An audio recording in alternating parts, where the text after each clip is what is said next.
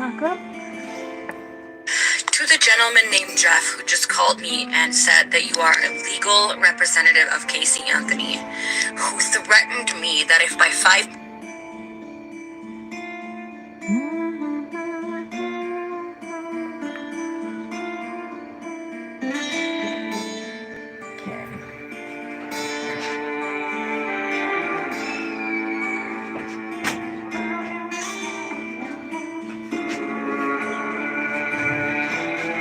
Happy Monday!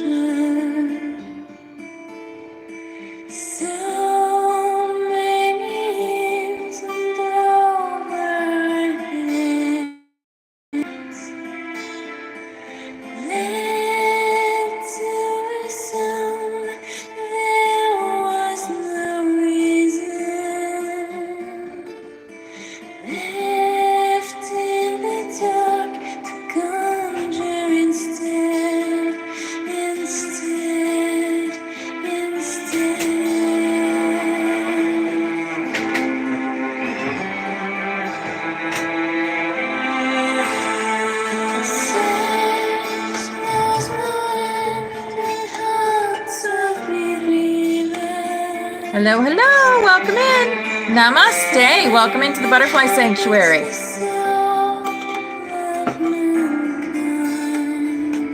Got lots of awesome stuff planned and unplanned, depending what Spirit leads us to today. Hey, Jules, I love you.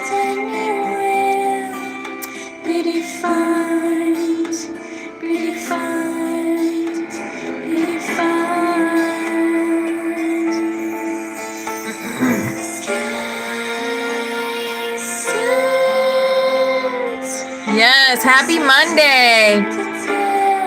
That weekend went by fast, didn't it? I feel like I blinked and the weekend was over. I did get a lot of things done, though. I did get a lot done this weekend.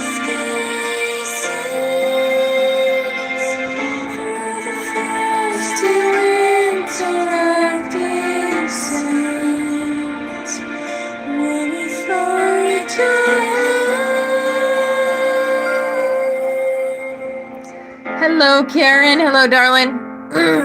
I believe we have book club today too at 1 p.m.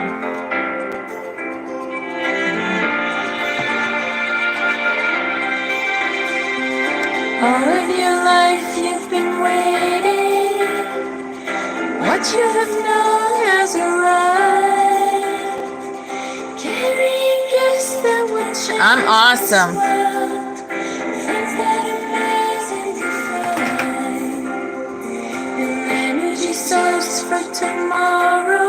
Hello, Karen Stevenson. Welcome into the Butterfly Sanctuary. I got Karens everywhere. I got Karens over here in TikTok and YouTube also. Hello, beautiful YouTube family. Hello, beautiful TikTok family.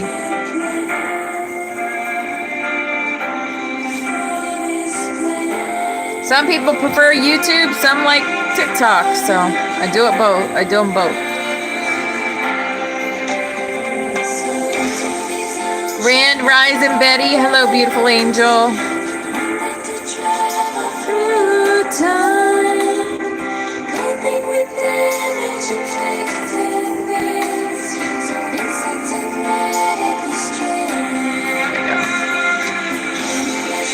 Thank you. I do too. Grand Rising Mark. Hello, darling. Rosa did such a good job, and it's still really soft. She has a few little tricks she uses to keep it soft, because I had to bleach the whole thing to get the color to stay. But I love it. I knew I loved it when I used that filter the other day. Oh, Christina, what happened? Yeah, TikTok is what it is. Hi, Flower Power. Hello, beautiful.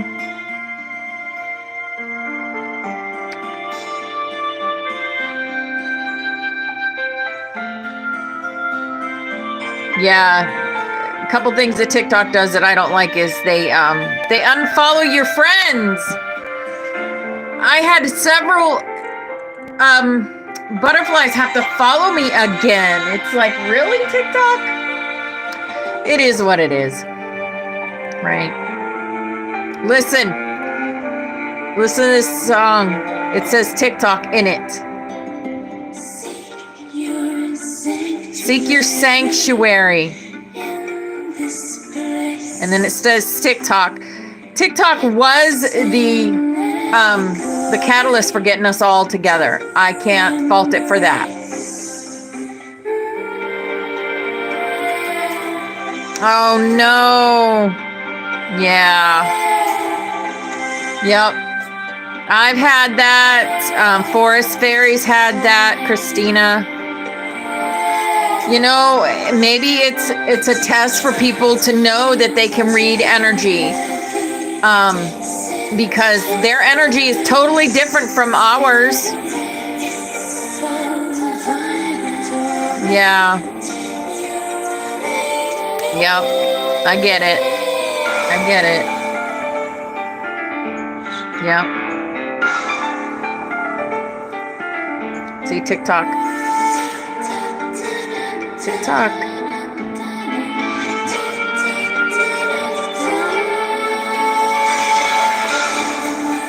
Yeah, people that know us know we would never do that.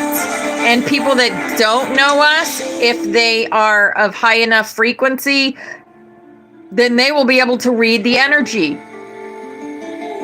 Yeah. So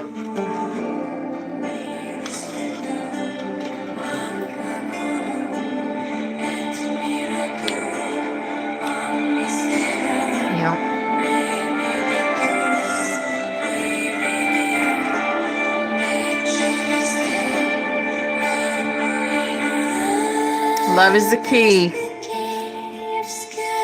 Hi, Navarre. Hello, beautiful angel. You have an abundance of free time? You know, I thought I did too, but I don't. I don't anymore. Not since I started my business and stuff. I don't. I'm continually making things and posting things and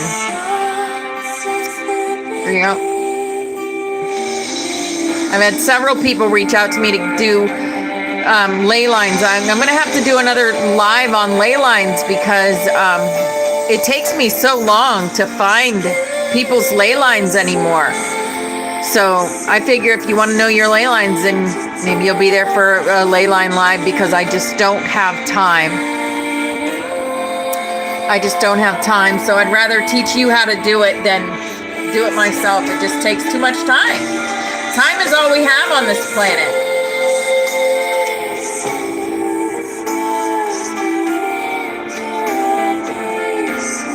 Yep.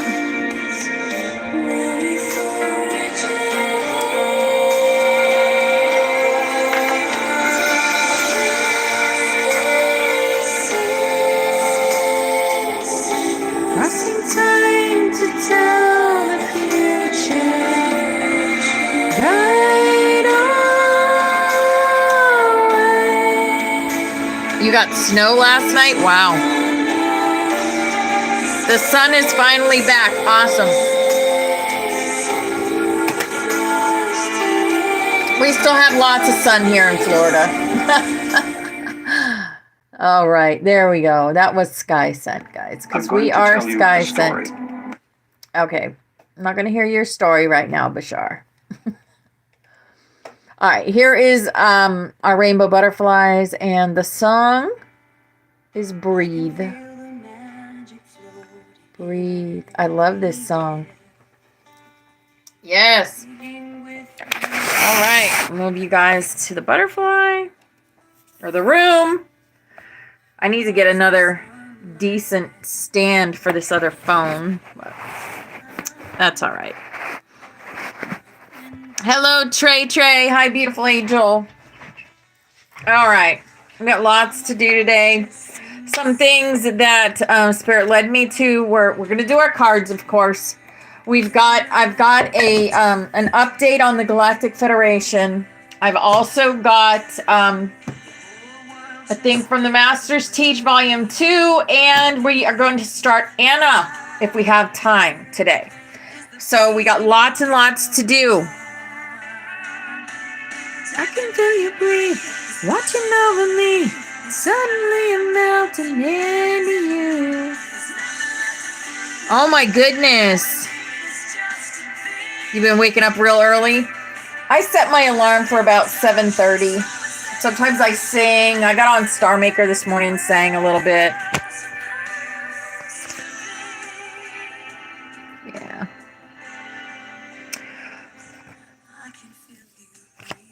You enjoy living your life today with people you meet every day. I'm meant to hit the pavement and be of service to people that are seeking more knowledge about the world of mysticism. Yes. Hello, Rebecca. Hi, beautiful angel. Grand Rising Meowser. Hello, beautiful. Thank you for the gifts. Thank you. Yes, I love my pink hair. All right, here's our chakra wisdom cards. Hello, Janine. Hello, beautiful angel. Let's see if we can get it in both of these. Okay, there we go. Chakra wisdom says intuitive perception, 6th chakra. Thank you, Trey. Yes, it does suit me, I think.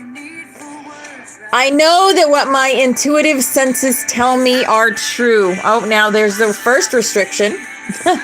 I open myself to the truth that is within and around me, and I know that it is there for me to receive. I practice developing my intuition, and I know that it is a major aspect of who I am. Yes, it is.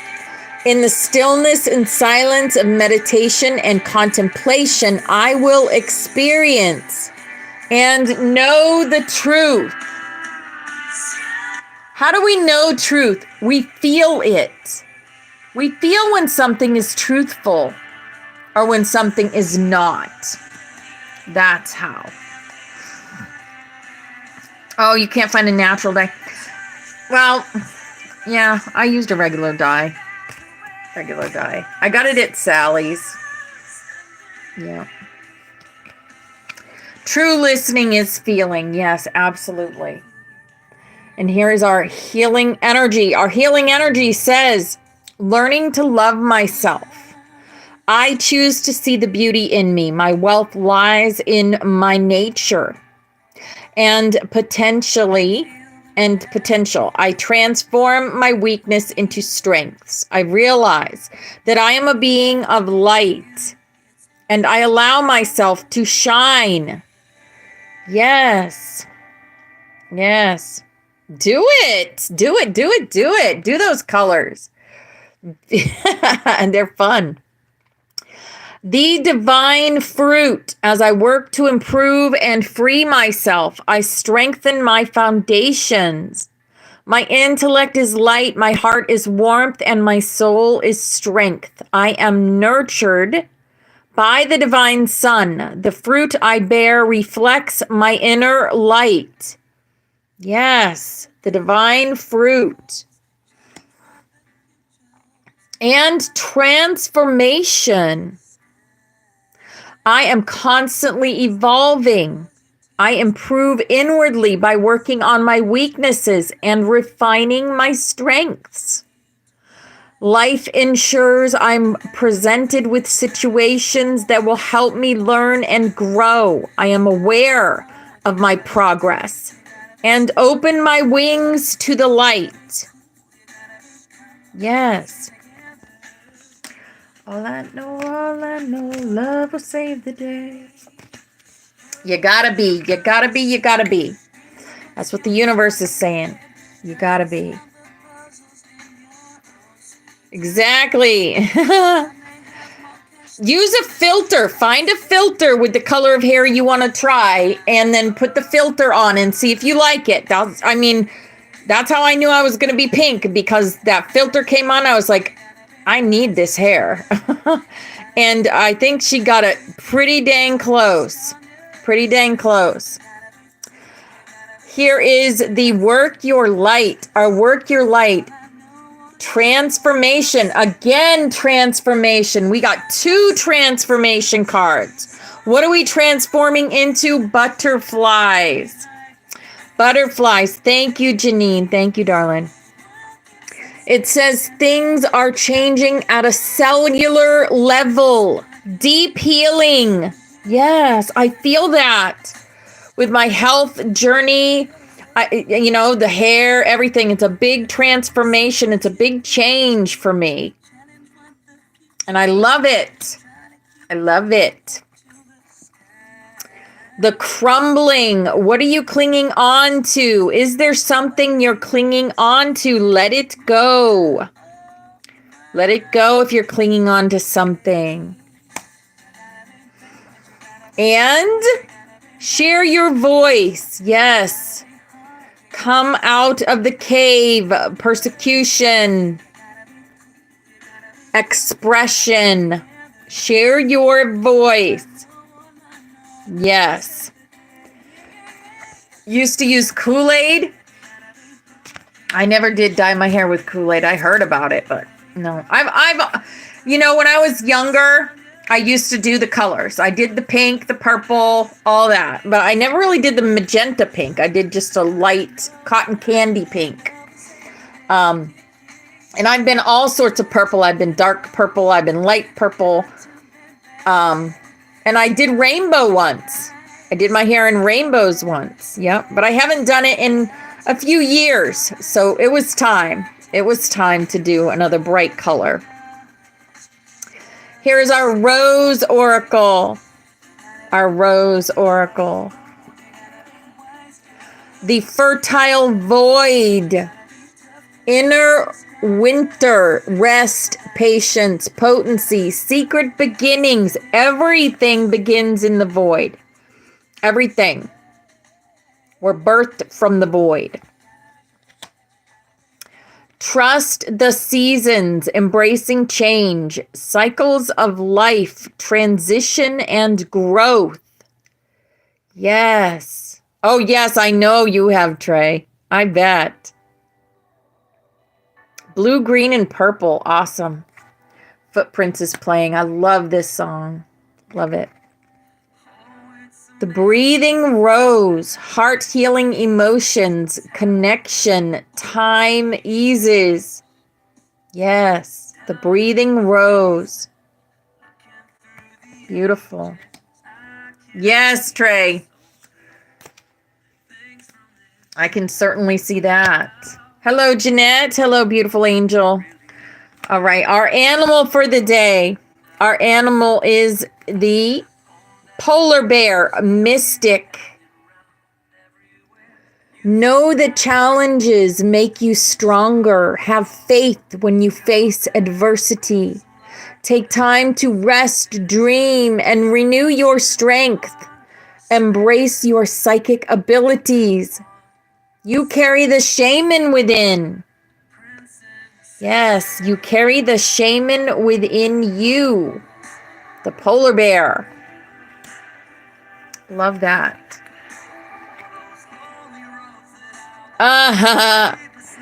You did. That's funny. Once waiting tables, a customer asked Trey if her mom was a peacock.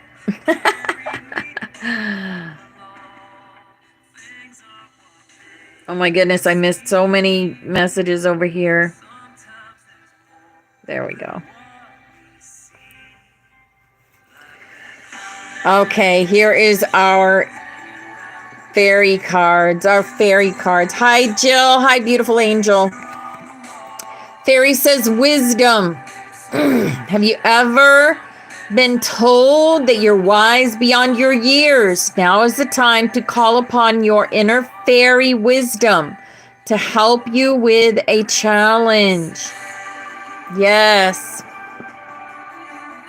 Wisdom. Yes. You're doing another book, Christina?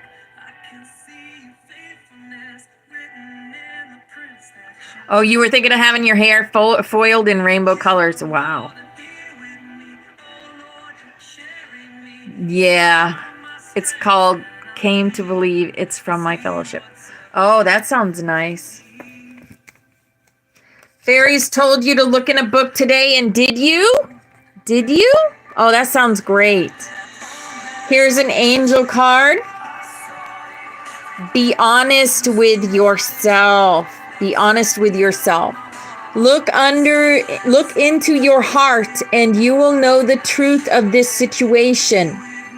It's safe to admit the truth to yourself, for we will support and guide you through any necessary changes. Lean upon us for courage and the strength to take good care of yourself.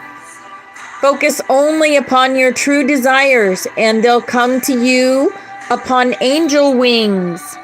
Yes, be honest with yourself. Yes, keep writing, exactly. Oh, you got your copy of Anna to read along. Awesome. All right, we are going to go through a portal today, but it is Monday, so it is portal day. First, we're going to do our mantra. So we call forth from within the light of Source. Thank you for standing at the forefront of our hearts and minds. Thank you for activating the ancient wisdom of our souls. We welcome in the support of heaven, earth, the stars, light beings, and beyond. We choose to anchor the energy of remembrance in unity, peace, love, and wholeness through the Great Pyramids, bringing our energy in service to the earth and to the light for the wholeness of all life everywhere, to support all in remembering the truth of what and who we are. Yes. All right. So, I love this song, Butterfly. Jason Mraz. That's who it is. Jason Mraz. Butterfly. Here is our portal for the day. And the portal we are going through is Hathor Light Codes. Light Immersion. Full system upgrades. Power Recall. Well, that makes sense, doesn't it? We got the big solar one last week, so we're still going through the Hathor Light Codes. So we're going to talk about that. Okay. Hathor, also known as Heteru, which means House of Horus, is an Egyptian cow and solar goddess associated with the sky and fertility. Worship of this enigmatic figure goes all the way back to the 3rd millennium BCE. Hathor is easily recognized in Egyptian art, for she often wears a sun disk on her head that is held in place by 2 horns relating to the cow, sacred symbol of motherhood. She is the divine consort of the hawk-headed deity Horus, allowing her to bridge this world and the cosmic realms and bring in the infinite light of the sun. In this gateway, Hathor is the figurehead of an intergalactic race of beings called the Hathors. There's a good chance that the ancient Egyptians were in touch with this divine race, as evidenced by the many Hathor pillars at the Temple of Dendera. The Hathors appear as elongated pillars of infinite light, illustrating their capacity to bridge heaven and earth. Their divine mission is to activate light upon the earth, interlinked with both the energy of the central sun and Venus. They bestow solar light blessings and ignite the energy of unconditional love within. When you receive this light card, know they are ushering in great blessings. Visualize a pillar of light descending from the heart of the midnight sky and bathing your body in infinite light. Call to Hathor to draw the Hathorian energy toward you. If there's an aspect of your life that needs light, think of it now. This is a light immersion. You are experiencing a full system upgrade. The infinite solar light of the Hathors is surrounding you now. This is a time of expansion and excitement. You are filled with unlimited potential. The gifts that were once in darkness are now being brought into the light. The parts of yourself that were once hidden are now being seen. Life is being restored. If you have been experiencing sluggishness or tiredness, this is now being washed away. Something ancient has awakened within, and you are remembering why you are here. Welcome home to your light. Yes. Welcome home to your light. I love that so much. Hathor light codes. The sun is again coming in this week. So that's 2 weeks in a row. We got the sun for our portals. All right. Here is our awakened dreamer, because we are the awakened dreamers. Pump up the volume. What is your special theme song? The one that lifts your spirits and reminds you of who you are. That would be Sky Scent for me. Yes. And Be Still Thy Soul. Be Still Thy Soul. And Glow. And Glow. Yes. Those are my three. Hear it now. Pump up the volume. Open up and absorb the grace of your sacred serenade being sung to you by the universe. There's too many, right? I know there is so many songs that inspire and lift our spirit and remind us of who we are. Absolutely. Pump up the volume. Listen to that music. Absolutely. And here's our butterfly for the day. I know, I just learned Glow just recently, within the past couple of months. And it's like my mantra song. I love it. Hello, Irish. Hello, beautiful angel. Hello, Tammy. Hi, beautiful. Life is good to me. Our butterfly says, life is good to me. Short, sweet, and to the point, right? Life is good to me. I love that. The rhythm of the night. Ooh. I need to ask you guys about that too, so I can learn some of your songs that inspired you. Here is our Ascended Master. Faithfully. Oh, I love this song.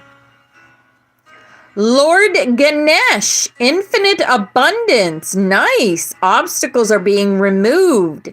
Spiritual support and connection are increasing. If you did a reading with Forest Fairy and you got any elephants in your reading, that's this guy. Infinite abundance. Yes, Lord Ganesh. I love it. I love it. I love it. I love it. Okay, so we're going to put him in there.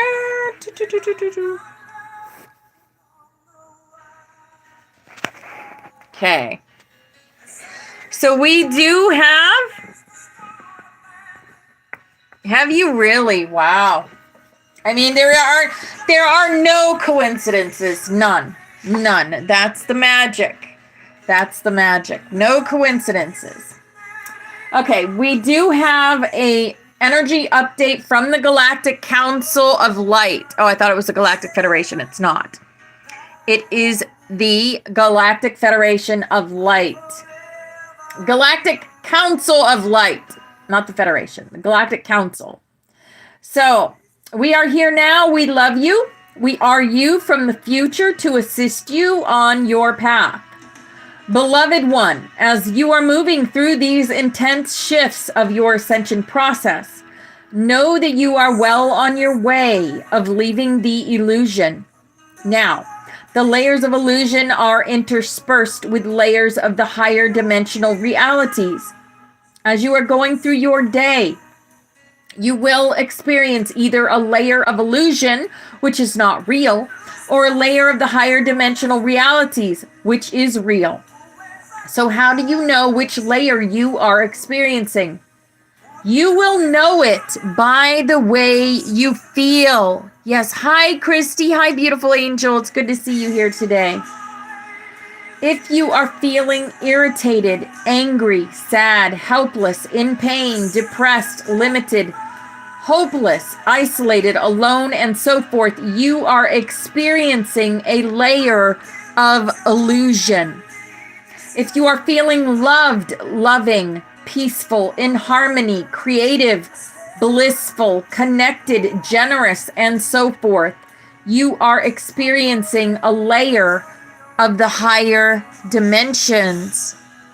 Yes. How can you shift from a layer of illusion to a layer of the higher dimensions? First, it is important to remember that the layer of illusion is not real. It is covering up the real layers of the higher dimensions. This simple awareness takes away the power of the illusion layer over your experience. A simple mantra of repeating, "This is not real," can assist in shifting your awareness. Anytime you're feeling any of those low density things, say, "This is not real. This is not real. I can move my awareness to be away from this feeling." Then it is time to connect with what is real. So the core energy of the higher dimensions is divine love. And this divine love is able to raise you out of the illusion into the higher realms of love and light. In order to shift into these higher dimensions, begin by connecting with your heart center and the divine light and love that already resides there. It might take a moment to feel it. Thank you, Christy, for the heart me. Thank you, darling. Once you begin to feel this divine love and light, allow it to expand and intensify. Now your feeling state will shift into a more harmonious and peaceful state. From there, your experiences will shift as well, and you will enter a layer of the higher dimensional realities. As you keep shifting out of illusion experiences, the higher dimensional experiences will last longer and longer until the illusion experiences have gone forever. You are free. You always have been. The illusion was just a dream that you woke up from. Welcome home. We are with you every step of the way. You are loved beyond measure. We are with you always. We love you. The Palladian, Syrian, Arcturian Council of Light.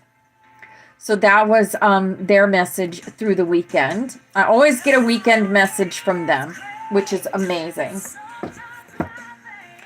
All right. Let's see what our message is here. Yes, perfect. Open to receive all that's intended for your highest good always. Always for your highest good. Here is our message. It is, you are never alone who recognize my presence. And it is Atan, the One Light.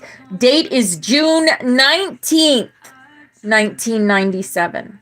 June 19th. So if June 19th means something to you, this message is definitely for you. I am Atan, the One Light, come to instruct for these closing chapters of the great play now upon your world. Much is set to unfold in rapid sequence, and many are those who will be shocked into a state of paralysis because of their lack of awareness and preparation. Yes. Oh, wow. That's your youngest son's birthday and year. Well, Christina, listen up, girl. Listen up. Wow. By the turbulence of that which they shall witness and experience in this unfolding of events. Be at peace, you who acknowledge and take within these messages of higher guidance, for you are being given that which you will need in the way of instruction to meet and surmount these challenges ahead. Many will be those who then ask you for guidance in the moments of desperation amidst the chaos. We knew this. You are not alone who feel restless, unease, and uncertainty in a confused world. Many are the ones who are about expressing their inner turmoil in ways destructive to the enhancement of enlightened man of the next century. Therefore, hi Christy, hi beautiful. Therefore, many there will be who will thereby bring upon themselves the decay and degeneration and destruction of body, mind, and possibly even soul out of self-created choosings amidst an existing technology base which indeed does allow for the dissolution of soul material itself. How do you avoid or counteract the state of confusion? Be ever at peace with your inner core. In doing so, you can better hear and receive of higher guidance, which shall most personally be given from within. This is essentially an effort to maintain a condition of love in harmony with oneself. Though this usage of the word love is admittedly foreign to the general conceptual vocabulary of late 20th century man on earth. This state of attunement can be likened to having one foot planted solidly on hard ground and the other anchored in etheric space. I just used these words last week. I have 1 foot anchored in 3D and one out there somewhere, right? In etheric space, where physical matter ceases to exist. Balance between the things of earth matter and those of the spirit non-matter must be sought. Yes. Ones continually get caught up in the temptations which lure ones from their chosen path. This is fine until the higher self begins to enforce the sometimes painful lessons needed to overcome self-imposed spiritual stagnation. This state of spiritual stagnation pervades your planet. That is the people of your planet as a whole at this time, and thus the great currents of rebalancing swell up to manifest that which must play out. Otherwise, man becomes so lost in the material that forward soul movement is replaced with either stagnation or, worse yet, retrograde development.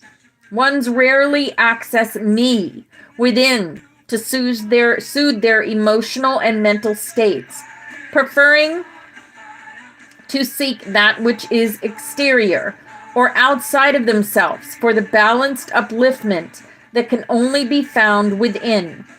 Such is the plight of man, and such is the free will choosing that shall manifest much that shocks many into recognition of their errors.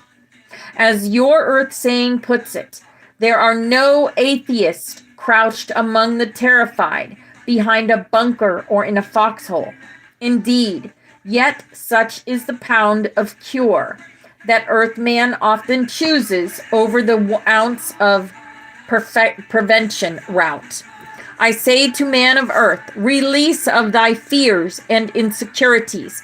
Seek to find me within the center of your being.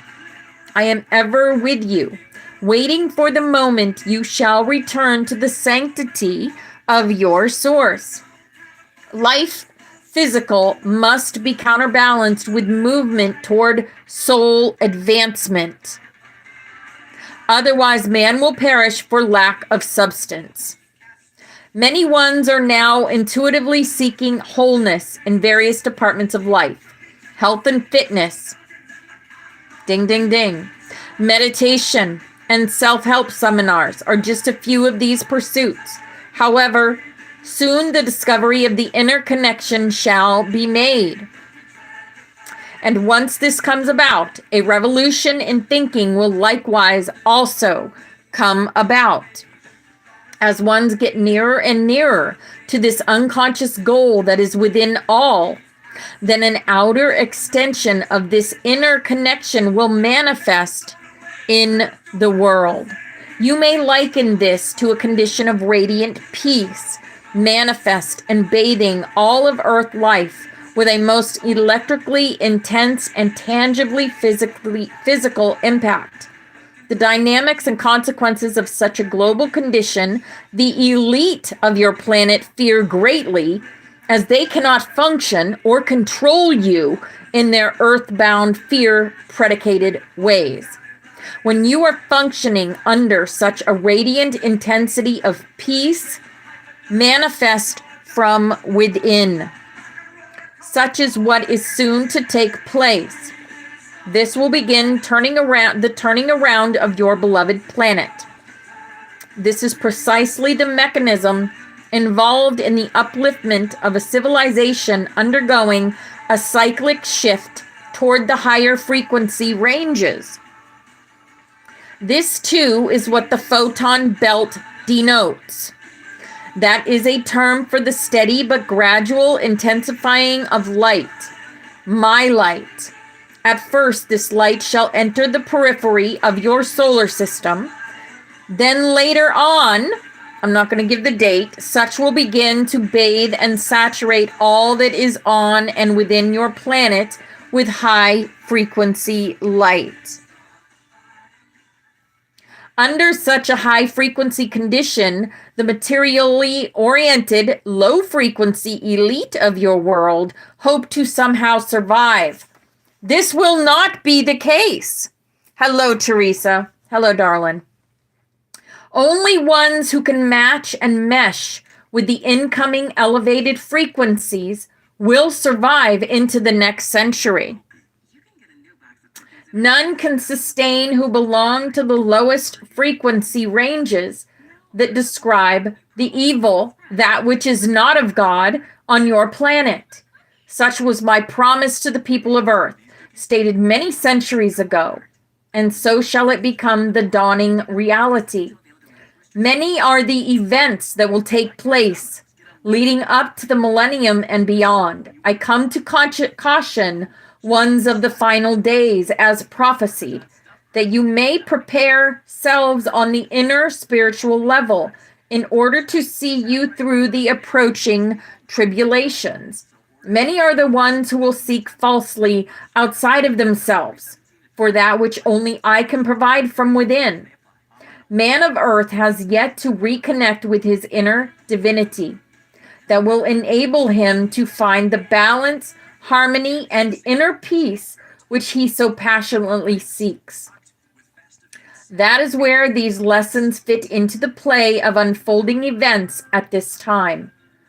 Recognize the value of these lessons. Discover your connection to Divine Source. Seek within for answers. Cultivate and maintain a strong connection with your Source as you enter the final days of chaos on your planet before the turnaround to glory. Seek and ye must find. Know it. I am the one who is your source. I am the light within you and within all. Adonai. Yes. Beautiful message from Atan today. You are never alone who recognize my presence. Amazing. Yes. There is a constant, Christina, and that is the love of God. The love of God is the constant in our lives. We will always have the love of God no matter what. No matter what. All right, let's see. Yeah, we got plenty of time. Okay. This is the start of Anna, the grandmother of Jesus, a message of wisdom and love. I'm going to read all of this because I believe it all has messages and may help you guys remember. This book is dedicated to the return of the Divine Mother, birthing the compassionate Christ in every heart. May all beings know freedom. That's our word, guys. That's our word. Freedom, freedom, butterflies. Yes. May we know freedom and union. Union.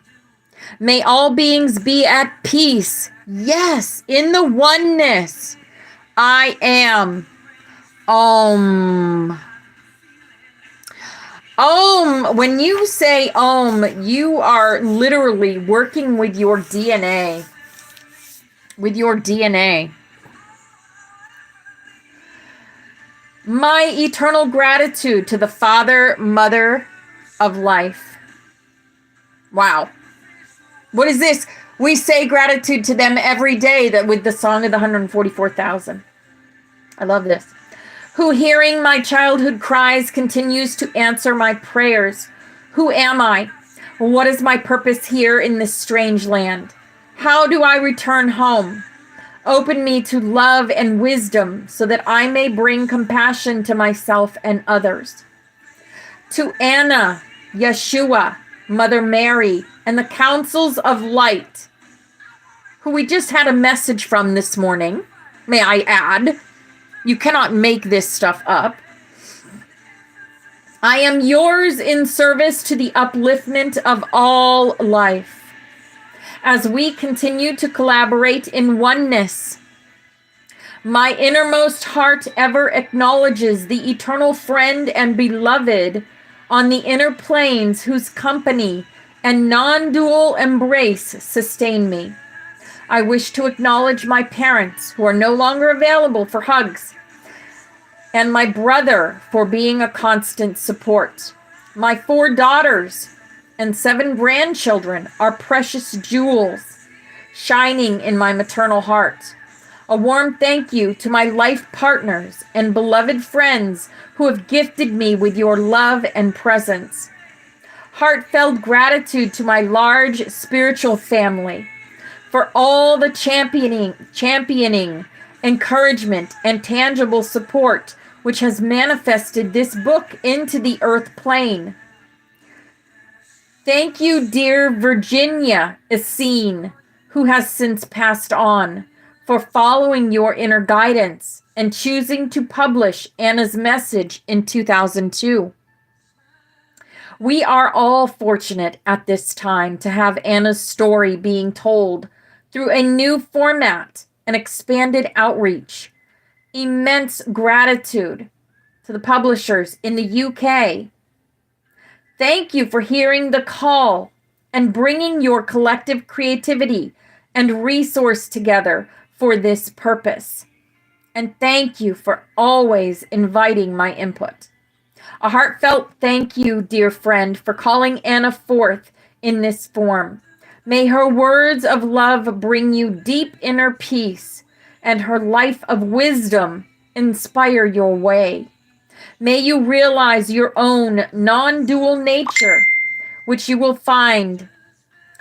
Anna. Oh, goodness. That took me off. Okay. A heartfelt thank you for calling Anna. May her words of love bring you deep inner peace, and her life of wisdom inspire your way. May you realize your own non-dual nature, which you will find Anna always pointing out. Who you truly are is beyond your limited intellect. So please pause often. Go within and find an expansive warmth in the center of your heart space. Allow your heart of love to open to all that is showing up in your ordinary life in this and every here and now. In this effortless way, you'll realize the enlightenment you seek has been here all along. Blessed journey without distance, thanks to one and all. Wow. Wasn't that beautiful? Forward. There are those among us who serve as celestial historians and storytellers. Hello, DWA. Welcome into the Butterfly Sanctuary, darling. This is Ascension Class. Bringing to light inner perceptions long hidden within the human psyche, as well as information that helps explain our life on Earth with its mysteries, great and small. If it is higher consciousness you seek, we invite you to bring your spiritual nature and an open mind as we go journeying into non-traditional concepts that continue to influence human lives today. Anna was first introduced by SEE Publishing Company, part of the nonprofit Share Foundation. She was an extraordinary, powerful woman who light conceived her daughter, Mary, and taught her the Essene way of life, so Mary could fulfill her role as mother for the expected Messiah, Jesus. Although readers of the Edgar Cayce materials, I also have done some research on Edgar Cayce back in the day. So the readers of the Edgar Cayce materials may know something of the Essenes, yes, and Anna's spiritual importance to Mary, her grandson Jesus, Mary Magdalene, and others. One must wonder why Bibles and history books rarely mention her essential role. She did. She had an essential role in Yeshua's life. How is it possible that Anna has been forgotten or ignored by two major religions for so long? It is for this reason that we introduce you to Anna and a small secretive group of Jews who deliberately created a holy community of light servers capable of supporting the divine plan known as the greatest story ever told. In looking at Judaic literature, thank you guys for the gifts. Thank you for the loves, the likes, the thumbs up over here on YouTube. I love you all. And I love learning with you and listening to these beautiful words. In looking at Judaic literature for an answer, we find that it totally ignores the vital role Anna played in those profound biblical times before the birth of Jesus. Yes. Whether earlier mainstream Jews rejected the importance of the entire Essene group at large, or just Anna because she was a woman, is not known. Perhaps like the Roman Catholic Church that eventually sainted Anna as Saint Anne. Saint Anne. They were both merely ignorant of her true role in the Holy Land events of 2,000 years ago. Unbelievably, the recent Catholic encyclopedia dismisses Anna with the following comment.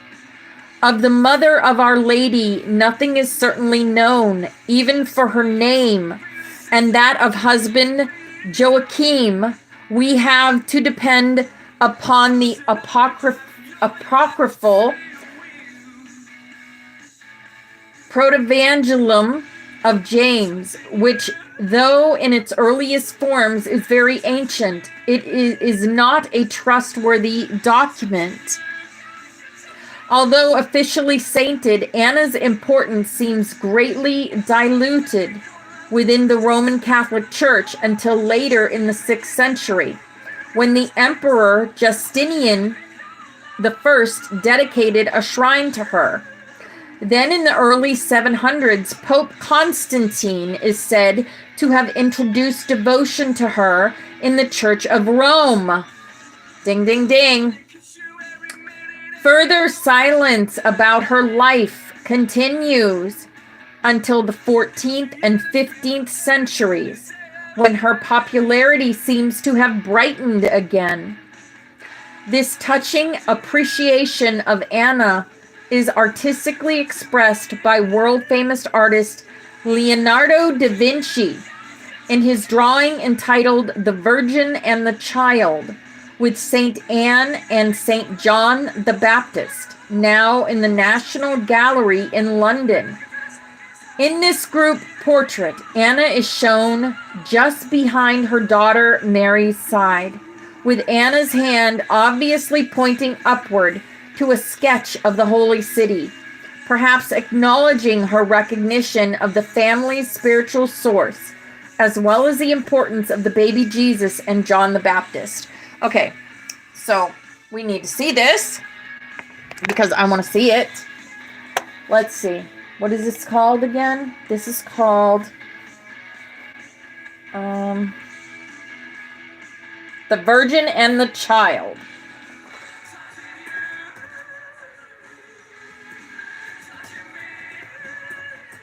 And I'm going to share this with you.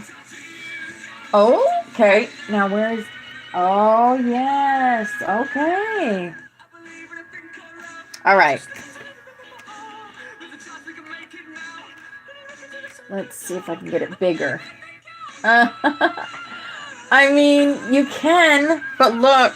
Okay, I'm going to show YouTube first. There it is. So there's Anna right there. Anna right there. There's Mary, and there's Yeshua. Pretty cool, huh? And I've got to do a puzzle over here before I get kicked off of TikTok.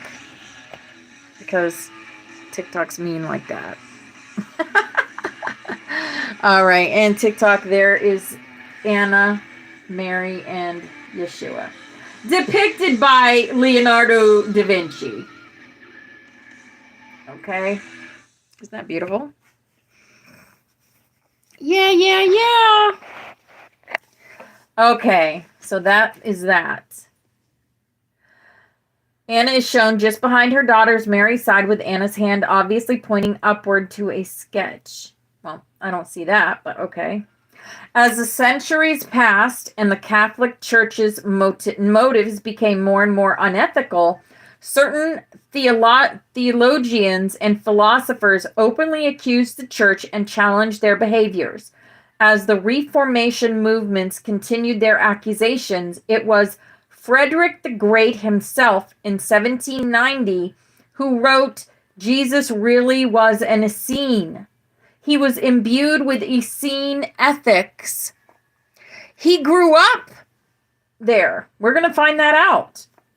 Less than a century later, as the religious questioning and fervor continued, Ernest Renan wrote a book suggesting that Christianity is an Essenism that has largely succeeded.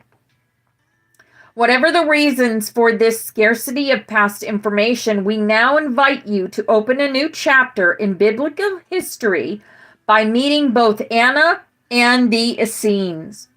It is time to acknowledge that a complex plan of assistance from celestial realms required incarnation of embodied spiritual volunteers. We just talked about this last week. Oh my goodness.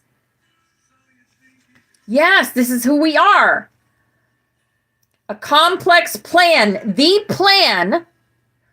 I told you, we're the Trojan horse.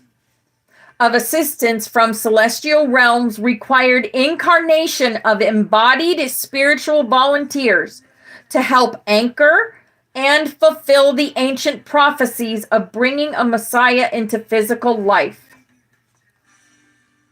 The plan, yes. It is our contention that Jesus' grandmother Anna willingly cooperated with many celestial beings to assist in the divine event of bringing Mary, Jesus, Mary Magdalene, and others onto planet Earth. However, only by having the disciplined and devoted members of the Essene community at Mount Carmel, Israel, as a receptive matrix of energy was this possible. Yes, exactly. Hello, red-eyed dragonist. Hello, darling. Who were these secretive Essenes is the question, right? Who were they? The only commentaries the early Western world had about the existence of the Essenes came from classical writers such as Josephus Philo. You gotta be kidding me. The name Philo's in this book, guys. I wonder if it's the same Philo. Weird. And Pliny the Elder, right? Unfortunately, although their comments are interesting, I believe these authors were describing a different Essene settlement at Qumran, not Anna's community in Mount Carmel. So we have heard about the Essenes from Jesus and the Essenes, Dolores Cannon, through quantum healing. That we've been through that last year. So everyone in here that has been coming to classes for years knows about the Essenes and all that. Or if you found it out by other means, right? Although the Essenes had their common characteristics of living as a disciplined, spiritual, agricultural community of ascetic, reclusive, pacifist individuals divorced from the mainstream of social, political, and Judaic religious practice, there were major differences as well as commonalities. Yeah. We are one, absolutely. The Mount Carmel Essenes were said to maintain a strict ritual purity, to share their possessions in common, to work hard, and keep no slaves. They did not seek pleasure and wealth, and they elected their own leaders from among themselves because they had strict dietary and health habits, refused to offer animal sacrifices as other Jews did, and used a solar, not a lunar calendar. They were considered very odd by their contemporaries. It was reputed that some of the Essenes could even foretell the future.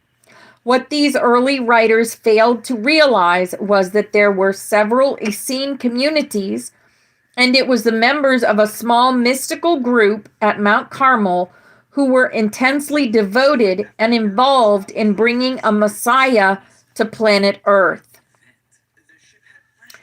None of the writers apparently understood that the wisdom Anna shared with her daughter Mary and later with her grandson Jesus were profound spiritual teachings and initiations whose influence would help formulate later Christian belief.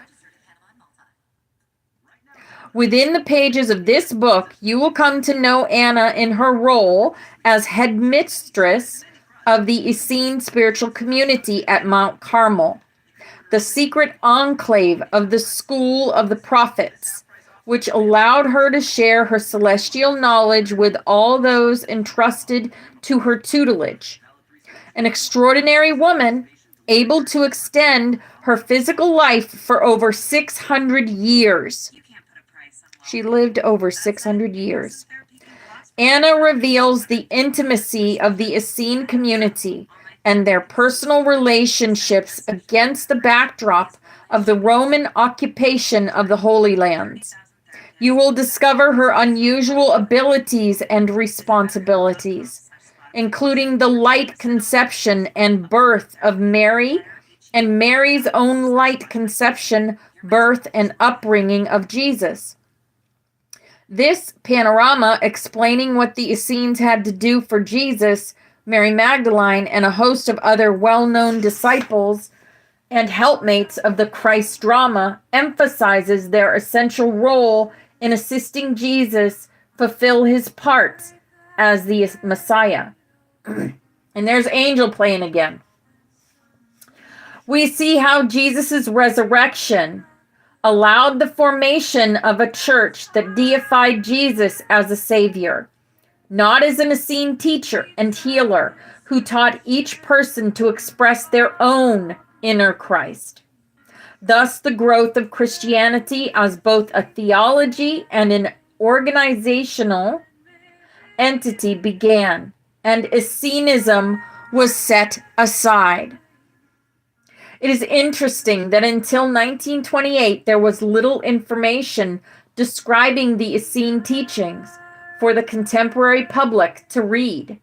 Then a dedicated linguist and researcher named Edmond Bordeaux Seckley, PhD, was able to find and translate a startling 3rd century Aramaic manuscript and Old Slavonic text.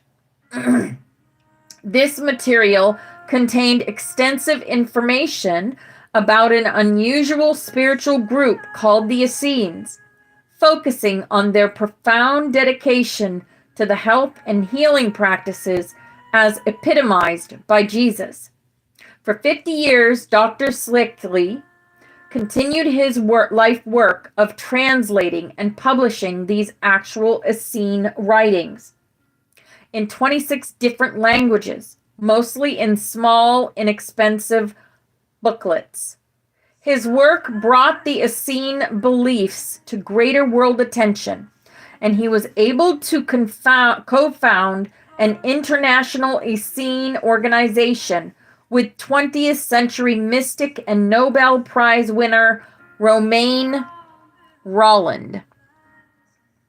Even so, no particular mention was made of Anna and her daughter Mary in Dr. Zalesky's writings.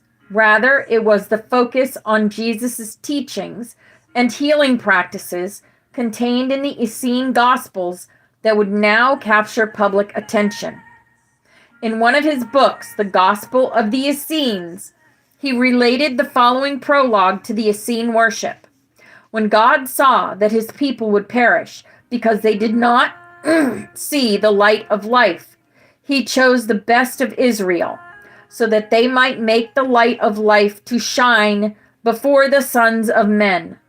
And those chosen were called Essenes, because they taught the ignorant, healed the sick, and gathered on the eve of every 7th day to rejoice with the angels. It was not until the 1930s and 40s in America, however, that the first fascinating description of the Essene community at Mount Carmel was revealed. Through his self-induced trance-light stakes, psychic Edgar Cayce discussed both Anna and the Essenes among his 14,000 readings.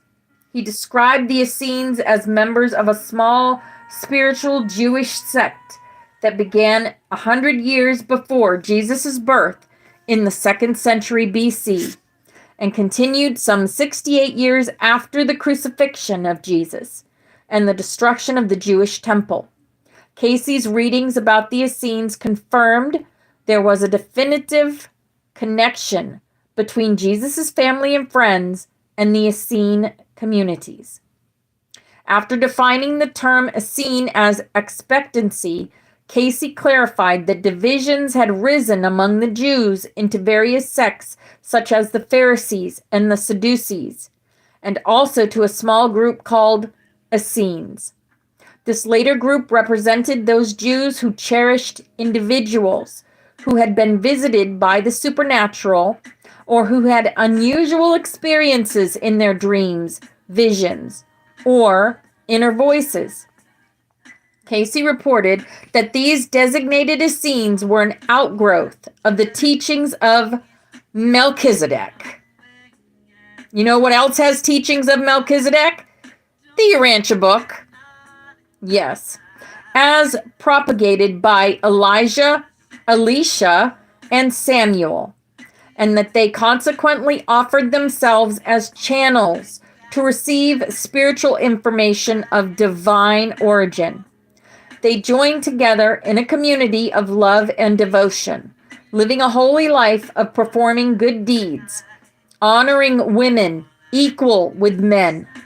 Above all, the Essenes believed in a divine plan for human evolution and deliberately prepared themselves to be worthy of hosting a Messiah in the world. Mr. Casey specifically mentions Anna as being in the promised land in the days preceding and just following the entrance of the Prince of Peace into the physical world. He described her as being a seeress and prophetess among an organization that could interpret time and place according to the stars and could calculate numerological effects upon physical life. She was apparently highly regarded among the Essenes and initiated innumerable people, including the 12 maidens whose purity was high enough to receive the light conception energies needed to conceive the Messiah. Anna herself birthed Mary via the light conception process and also helped Mary do the same. In this way, and many others, she was a holy woman actively involved in the preparation of the Messiah's arrival.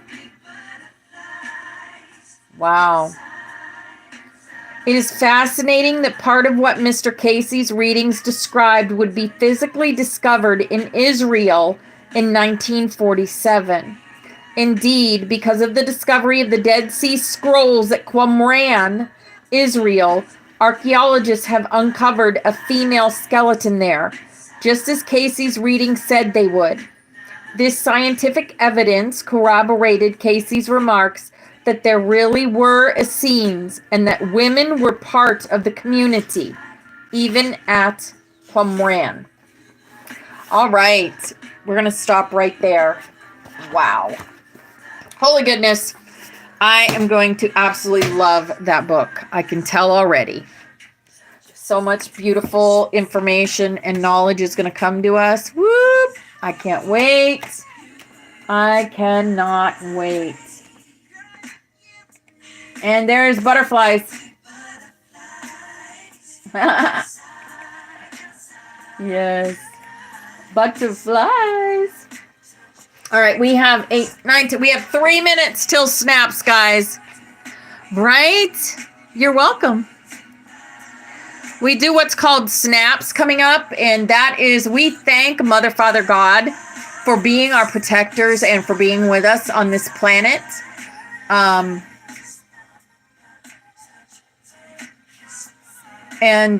We create because we are the creators. We bring in the 5D New Earth and the Golden Age, and we also have a heal chain that we do. And we do this at 10:11. So we have 2 more minutes. And we will do that.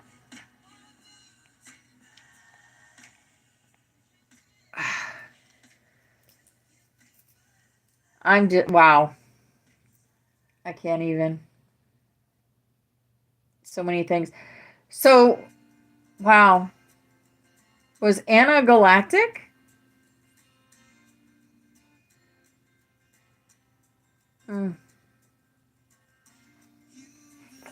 Because if she was involved in the process of bringing Michael of Nebadon to the earth, then she must be part of that.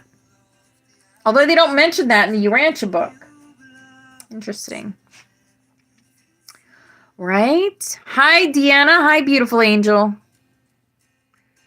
They were the ground crew of her time, the Essenes. Yeah. I think you're right, Christina. I think you're right. Oh, we are. There's no question that we're galactic or not. No question whatsoever. We are the wild flowers. Spirit says we are the wild flowers. We are no longer star seeds. We are star blooms, blossoms, flowers. We are star flowers. Yes, we are. Just like we are now. Yes. Exactly, Christina. We are. Here we go. Here's our snap. Snap, snap, snap. Okay. This is our butterfly. If you're on the butterfly, you are empowering yourself in here, and you also are helping to create our new earth. This is our past loved ones, always with us, anytime we think of them.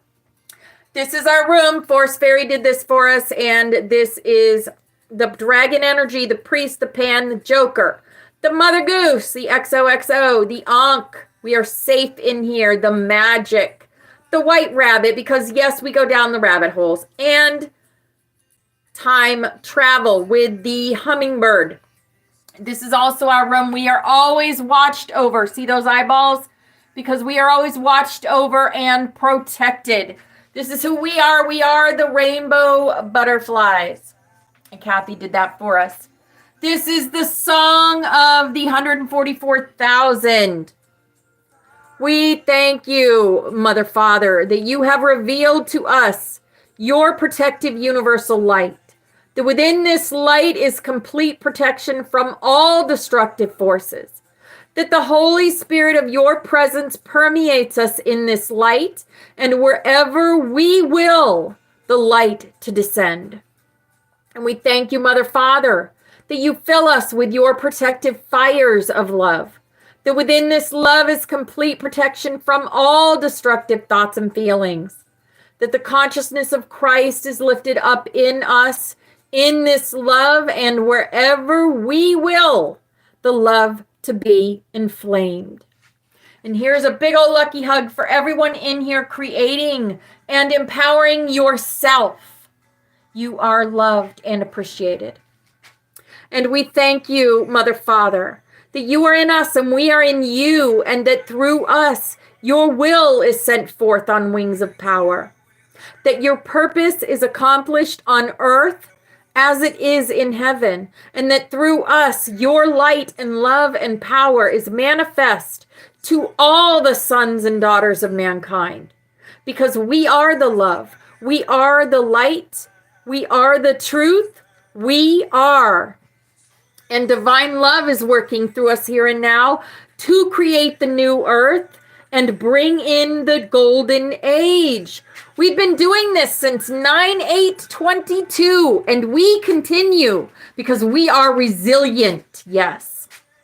Here's our healing chain, and all these people have asked us to connect our energy with theirs so that they can heal themselves. So however you do that, with light language, with Reiki, with prayer, or with crystals, I'm going to call in Archangel Raphael and have him connect his energy to all these beautiful people. And we are going to send them love, light, and healing energy now. Mia Satosh Koros Priyata Makorosiata. Mia Satosh Koros Priyata Makorosiata. Mia Satosh Koros Priyata Makorosiata.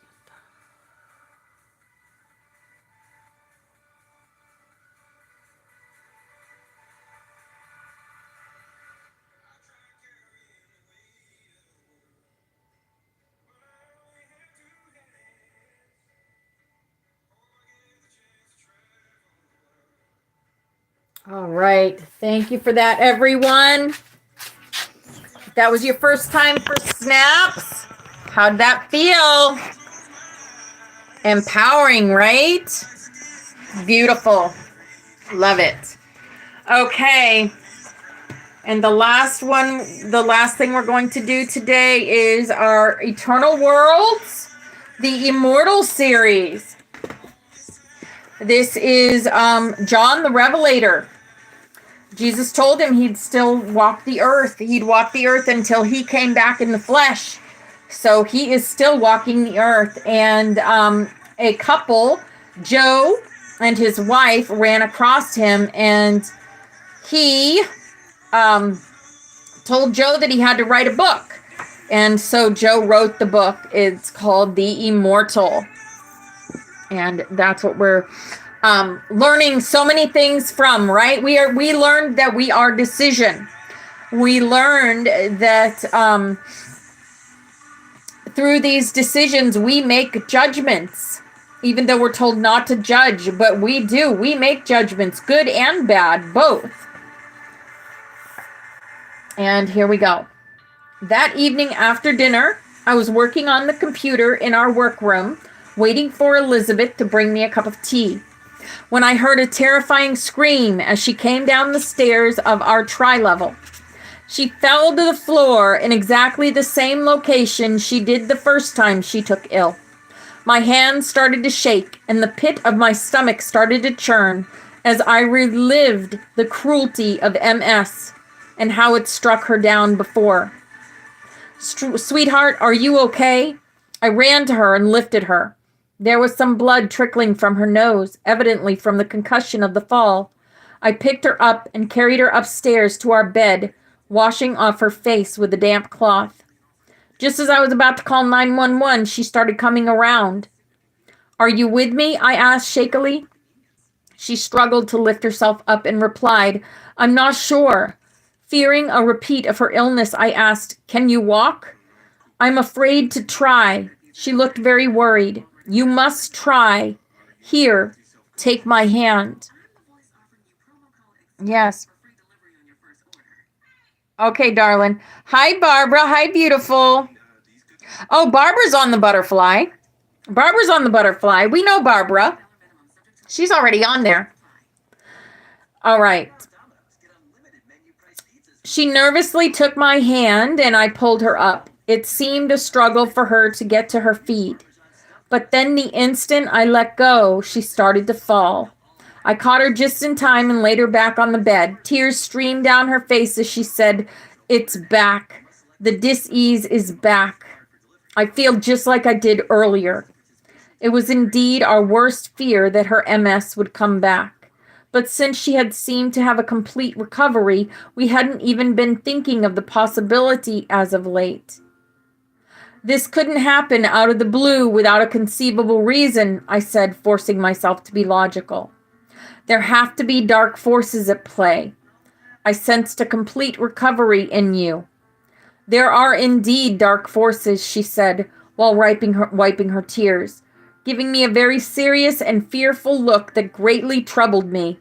The particular dark force is Philo. Philo, I gasped, leaping to the bedroom door. Has he been here in the house? Worse, she said. What's worse than that? I said, kneeling by her, holding her hand again. Hello, Diamond, Carrie. Hi, beautiful.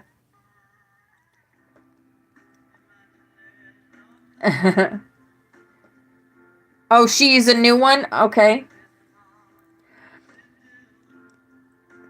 She seemed to greatly struggle just to speak. He's here, not in the house. But her voice grew faint. He's in me. He's with me now. Her voice faded until she lapsed into unconsciousness. I felt a chill in the room that went to the bone. I was so very alone. What the heck? She's saying that Philo's inside of her now? What the heck? For all those that don't know, Philo is a dark worker. Right, right. Okay, so Barbara, you're new to the Butterfly Sanctuary. Welcome in then, darling. You have the same name as someone else that used to come in quite a bit. Okay, so Barbara, what color would you like to be on the butterfly as? What color would you like to be on the butterfly as?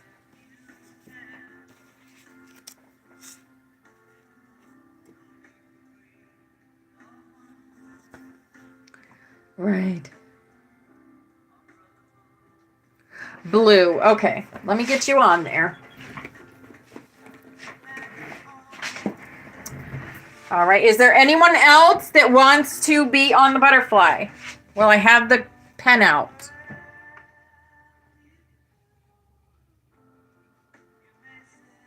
Okay, gotcha. You're on there.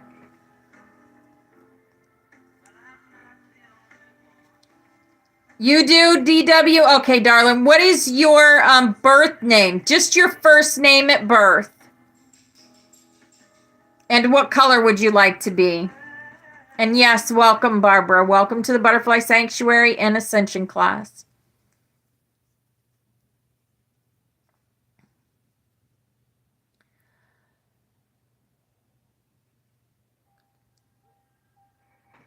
David in green. Okay, so John in blue.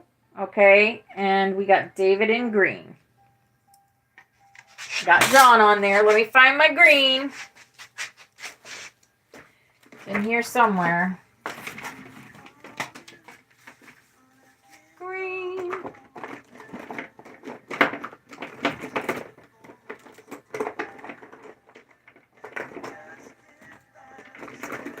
Alright, where's my green? There we go. There it is. Got it. David. Okay. Got everybody. Welcome, welcome in.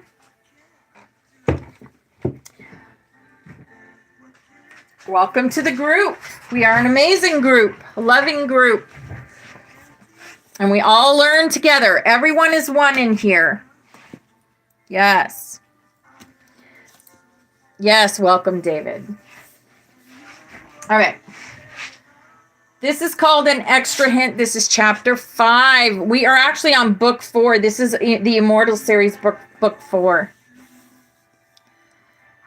This is not brand new. This is from, I didn't restart it in 2025.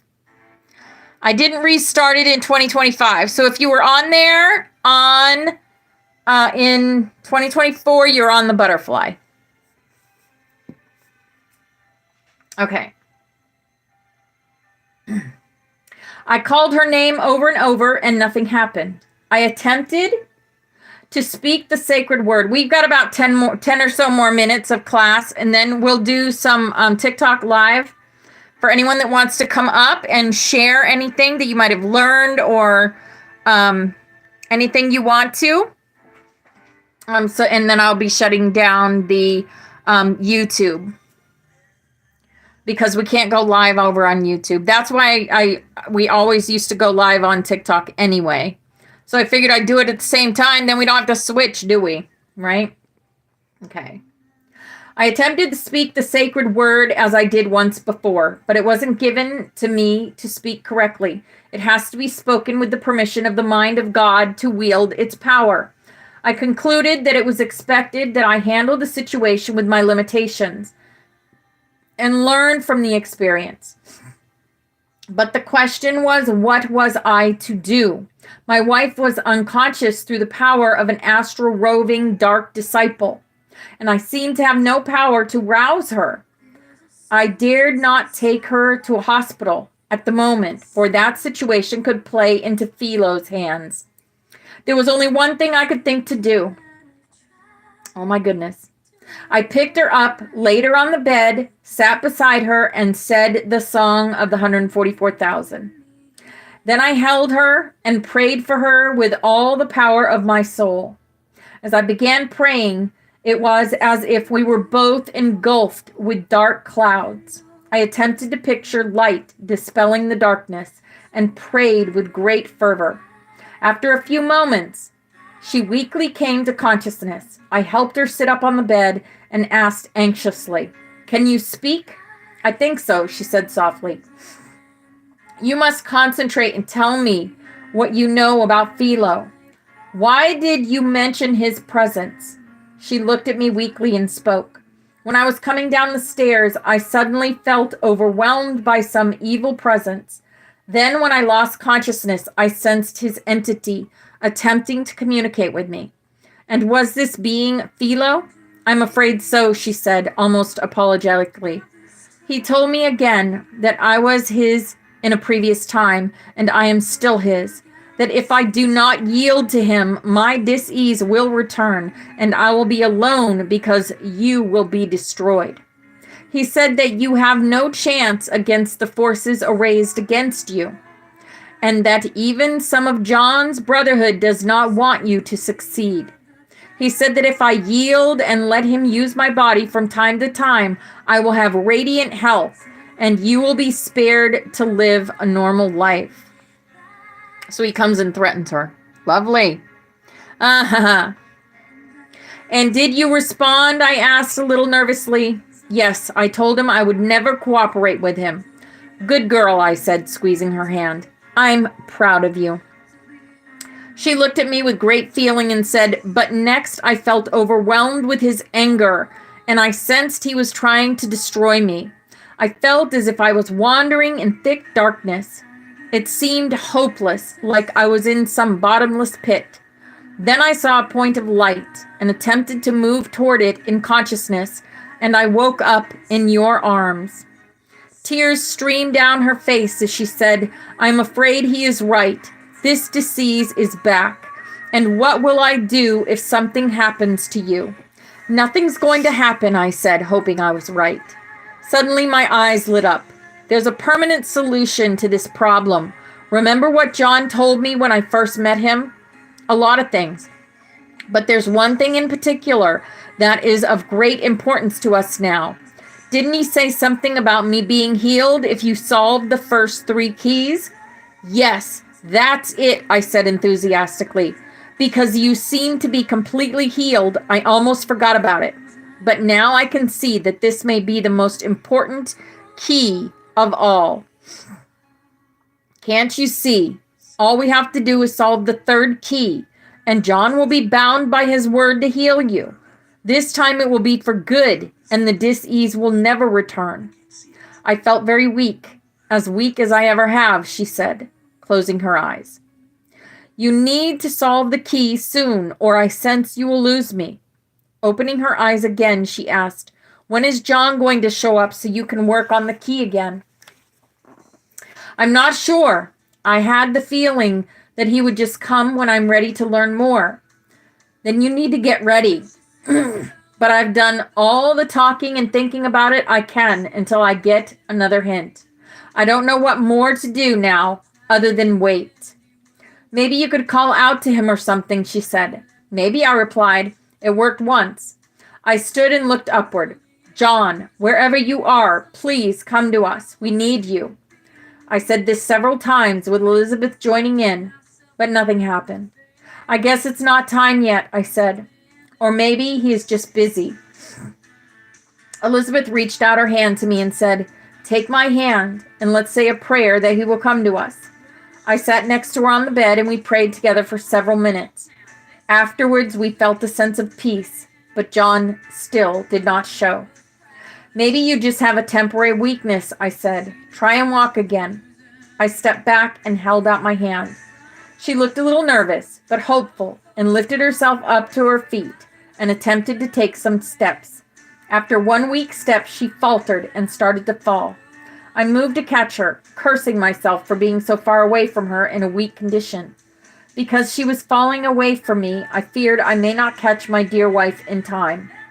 Suddenly, it looked as if an invisible force caught her and held her upright. What is that? She gasped, turning her head around.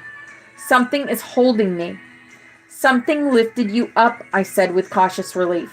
Whatever it is, I hope it's on our side. Suddenly, a familiar form became visible, and a welcome voice said, Of course I am on your side. Elizabeth turned and hugged him tightly. John, thank you so much for coming. Just out of curiosity, how long have you been here? I asked. If you are wondering if the Brotherhood peeks in on private moments you have, nothing to worry about. We are only present when requested or for the sake of great work. My presence has been requested, has it not? John queried, his eyes twinkling. All right, guys. So John's there with them now, and that is today's class. If anyone would like to get up into TikTok to share anything, you're more than welcome to. I'm going to go ahead and shut down YouTube. Thank you all for being here on YouTube. We're going to continue if anyone wants to come live on TikTok. Okay. There's Lynette. Yo, I think we have book club today, don't we? Yeah, we do. Oh my gosh, I can't wait after that. That was just stunning. Both of those books are fire. Opal, I love you. Like, I love you